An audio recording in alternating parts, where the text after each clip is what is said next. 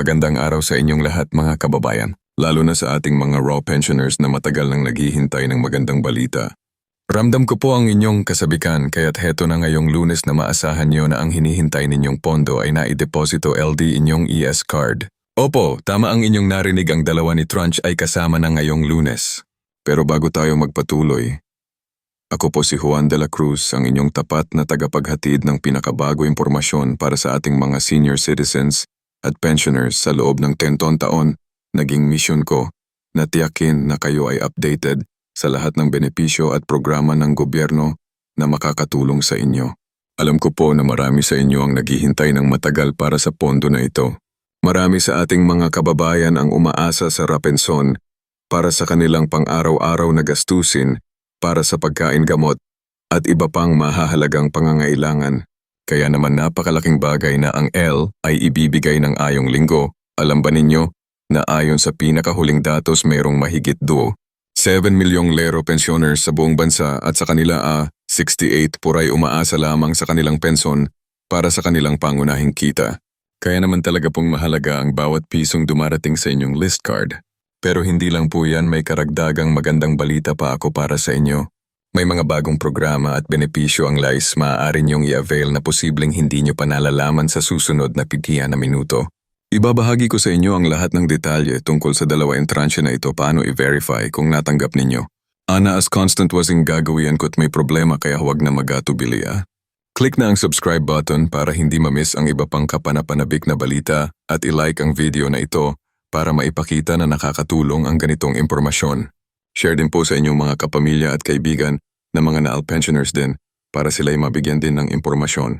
Ngayon simulan na natin ang ating detalyadong pag-uusap tungkol sa napakahalagang update na ito. Maraming salamat sa pag-click at patuloy na panonood. Alam ko po na ang oras ninyo ay mahalaga. Kaya naman sinisiguro ko na ang bawat minutong ginugol nyo sa panonood ng video na ito ay magiging kapakipakinabang. Sa totoo lang po, napakaraming impormasyon ang kailangan nating talakayin ngayon at hindi ko gusto na may mamiss kayo kahit na isang detalye. Kaya't makakabuting umayos po tayo ng upo. Ihanda ang papel at ballpen kung sakaling may mga detalyeng gusto ninyong isulat at mag-focus tayo sa mahahalagang update na ito para sa ating mga lero. Pensioners, sisimulan natin ang ating pag-uusap sa eksaktong breakdown ng dalawa right run na ito. Ano nga ba talaga ang dalawa ni Tranche at bakit ito napakahalaga?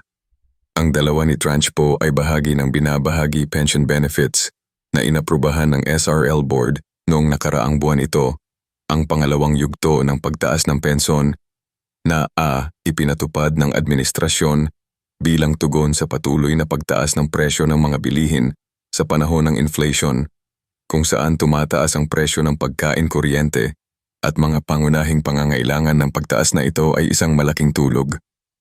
Para sa ating mga pensioners, makikita na ang dalawa ni Tranche ay nagkakahalaga ng karagdagang usneo hanggang papel 500.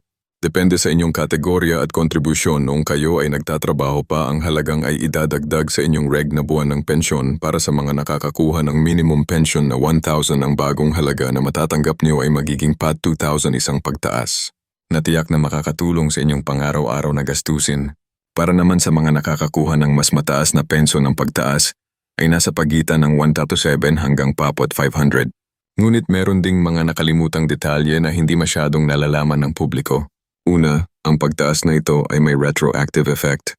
Ibig sabihin mula Enero hanggang Marso ng taong ito, may karagdagang halaga kayong matatanggap. Bilang back pay, ito ay ibibigay sa pamamagitan ng separate credit sa inyong end card at hindi isasama sa regular na buwan ng pension. Ang retroactive payment na ito ay inaasahang may release kasabay ng dalawang tranche ngayong Lunes. Pangalawa, ang pagtaas na ito ay permanente. Hindi ito one-time assistance o ayuda. Lamang ito ay magiging bahagi na ng inyong regular na buwan ng pension mula ngayon hanggang sa susunod. Ito ay isang malaking tagumpay para sa ating mga senior citizens at pensioners na matagal na nawagan para sa mas angkop na benepisyo mula sa R. Pangatlo, ang dalawa ni Tran ay kasama na ang Cost of Living Adjustment o COLA. Ang COLA ay isang adjustment sa inyong pension na isinasaalang-alang ang pagtaas ng presyo ng mga bilihin sa nakalipas na mga taon. Ang COLA ay ibinibigay bilang hiwalay na benepisyo, ngunit simula ngayong taon isinama na ito sa dalawang tranche upang mas mapasimple ang proseso ng pagbibigay. Ngunit may ilang clarifications na kailangan nating talakayin. Una, hindi lahat ng pensioners ay makakatanggap ng eksaktong parehong halaga. Ang halaga ng pagtaas ay nakabatay sa inyong kontribusyon nung kayo ay aktibong nagtatrabaho pa at nagbabayad sa RARA kung kayo ay nagbayad ng mas mataas na kontribusyon. Mas mataas din ang pagtaas na matatanggap ninyo. O ito ay nakabatay sa prinsipyo ng equity o katarungan. Ang mga nagbayad ng mas malaki ay dapat tumanggap ng mas malaki rin. Pangalawa, may ilang pensioners na posibleng hindi pa makatanggap ng pagtaas ngayong Lunes. Ito ay dahil sa ilang technical na issues na maaaring maranasan ng ISAYA o ng bangko ninyo kung sakaling hindi ninyo natanggap ang dalawa. Nuransya sa takdang araw, huwag mag-alala. Maaari niyong i-check ang status nito sa pamamagitan ng pagbisita sa pinakamalapit na RERA branch, pagtawag sa RERA hotline o pag-access sa RE online portal. Tatalakayin natin mamaya kung paano gawin ang mga ito ng detalyado. Pangatlo, ang dalawa ni Tranche ay para lamang sa mga regular na pensioners. Kung kayo ay tumatanggap ng disability pension, partial disability pension or survivor's pension, maaaring iba ang halaga o schedule ng pagtaas na matatanggap ninyo. Kailangan ninyong i-check ang inyong specific category upang malaman ang eksaktong detalye ng benepisyong matatanggap ninyo ngayon. Tugon naman tayo sa ilang madalas na katanungan tungkol sa dalawa-day tranche. Unang tanong, kailangan bang pumunta sa RELA office para makuha ang dalawang tranche? Ang sagot ay hindi. Ang dalawang tranche ay automatikong ID sa inyong card o Development Bank of the Philippines, Y-Cash Card, kung saan nyo natatanggap ang inyong regular na pensyon. Hindi na kailangang personal na magpunta sa opisina ng C or mag-file ng anumang application. Pangalawang tanong, paano kung bago pa lang akong naging pensioner makakakuha? Ba ako ng dalawa ni Tranche kung kayo ay naging pensioner bago ang Enero ng taong ito? Kayo ay kwalipikadong tumanggap ng dalawa ni Tranche kasama ang retroactive payment.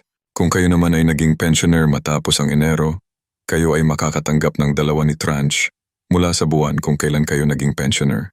Pangatlong tanong, paano kung nasuspende ang aking pension dahil hindi ako nakapag-submit ng annual confirmation of pensioners?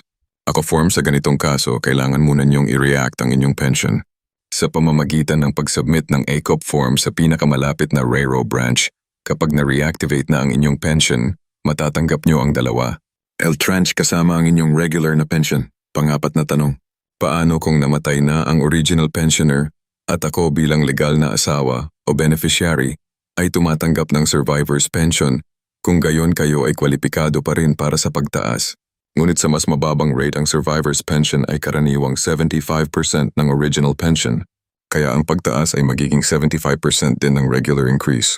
Panglimang tanong, may buwis ba ang dalawa ni Tranche? Ang magandang balita ay hindi po ito buwisan ng Yero Pension kasama na ang anumang pagtaas nito ay exempted sa income tax ayon sa batas ng Pilipinas. Ibig sabihin isang dapor ng halaga ay mapupunta sa inyo at sa inyong pangangailangan. Ngayon pag-usapan naman natin kung paano i-verify. Kung natanggap nyo na ang dalawa-day tranche, may ilang paraan para gawin. Ito ang pinakamadali ay i-check ang inyong in-balance kung nakita nyong mas mataas ang halaga kaysa sa dati nyong natatanggap posibleng na deposito na ang dalawa-day tranche. Ngunit upang masigurado, maaari nyong i-check ang transaction history ng inyong account para makita kung may specific entry para sa RARS. Dalawa-day tranche. Ang pangalawang paraan ay sa pamamagitan ng online portal. Kung meron kayong laaya, online account, maaari niyong i-login at pumunta sa disbursement status section. Dito makikita niyo ang detalye ng lahat ng payment na ginawa sa inyo ng MS kasama na ang dalawa-D tranche. Kung na-deposito na ito, ang pangatlong paraan ay sa pamamagitan ng Esera mobile app. Nimain ninyong i-download ang AP sa inyong smartphone at i-check ang status ng inyong pension. Payment, ang mobile app ay nag-o-offer din ng push notification feature kung saan naabisuhan kayo. Kapag napiposito na ang inyong pensyon ng pang-apat na paraan ay sa pamamagitan ng pagtawag sa RALA hotline, maaari niyong tawagan ang 1455 mula sa landline or mobile phone para i-verify kung naidedeposito na ang inyong dalawa, RON. Ihanda ang inyong IR number at iba pang personal information para sa verification purposes. Ang panglimang paraan ay sa pamamagitan ng pagbisita sa pinakamalapit na real branch kung wala kayong access sa internet o smartphone. O kung mas komportable kayong personal na magtanong, maaari kayong pumunta sa RAW branch at humingi ng assistance sa member service representative ngayon. Paano naman kung may problema kayo sa pagtanggap ng dalawa? Day tranche, may ilang common issues na maaaring maranasan at kung paano ito solusyonan. Unang issue, Hindi pa naidideposito ang dalawa ni Tranch sa takdang araw. Kung nangyari ito, huwag magpanic. May mga pagkakataon na nagkakaroon ng delay sa pagdedepensa.